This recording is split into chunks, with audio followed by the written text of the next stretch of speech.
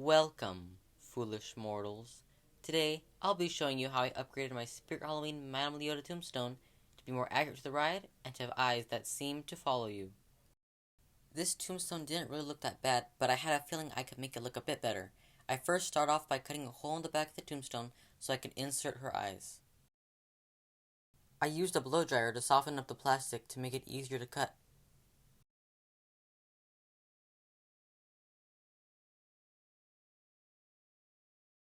For her follow me eyes, I printed a picture of an eyeball, then I glued and cut the picture behind a capuchon. You want to use a clear capuchon, maybe even one clearer than the one I'm showing you, so you can see the eye as clear as possible. This gave the effect that Madame Leota was staring at you.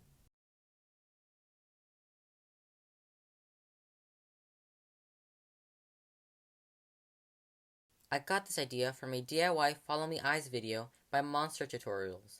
I will put the name or link of that video in the description.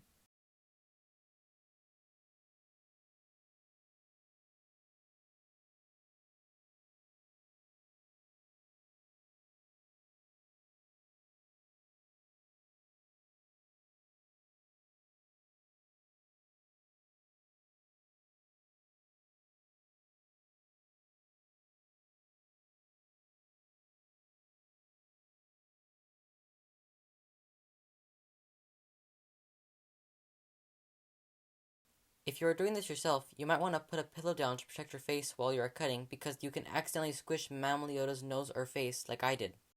I was able to punch out the dent, but I had to add some dry decks to cover a hole I had made when I was fixing her nose.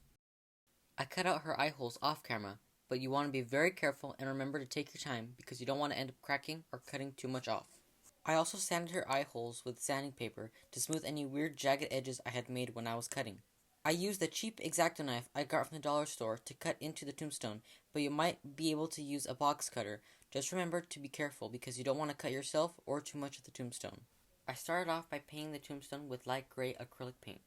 I eventually added a darker shade of gray because the original color was too light. I then painted Madame Leota's face with a bluish-green acrylic paint mixture. I also eventually added a darker shade of paint to darken her face. I had to do about 3 or 4 layers of paint because the paint was having a hard time sticking to the tombstone. If I could do it again, I think I would have lightly sanded the tombstone before I started painting.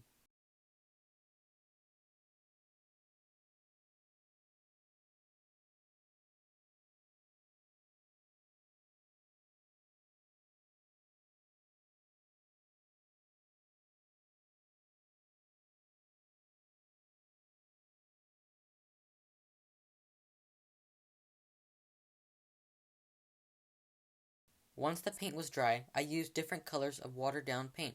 I used black, a dark mossy green, a light gray, and a dark gray. You want the paint to be not too runny. If it is, the paint will dry very sheer.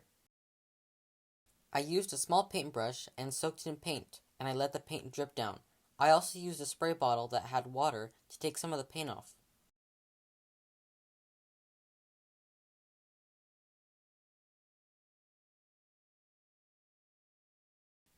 I also occasionally dabbed a dry paper towel to take some of the paint off. With a little bit of black or almost black acrylic paint, I slightly dry brushed and added dark shadows in Madame Leota's face. I also temporarily placed her eyes in to see how she would look. I painted in the letters and the flower designs with the same dark paint I used on her face. If you accidentally don't stain the lines, you can lightly rub the paint off.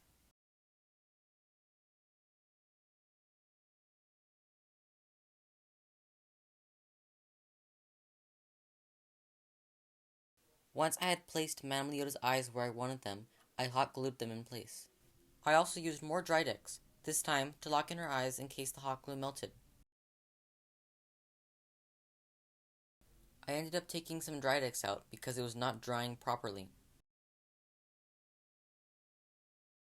I first thought I could use painter's tape and dry decks to cover the hole, but I decided to patch up the hole with the plastic I had cut off and seal it off with more dry decks.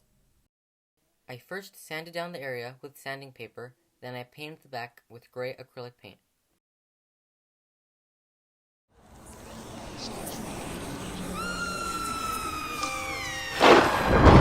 Perhaps Madame Leota can establish contact.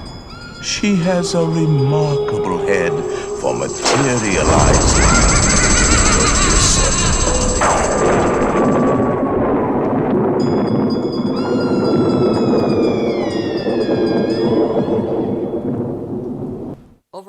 think she turned out pretty good, and I think in the future I would like to use a paint sealant to protect some of her paint. Let me know what you think about her, and if you're thinking about customizing your own Madame Leota tombstone. And also, thank you so much for 50 subscribers. It really means a lot to me that you guys take your time to watch my videos.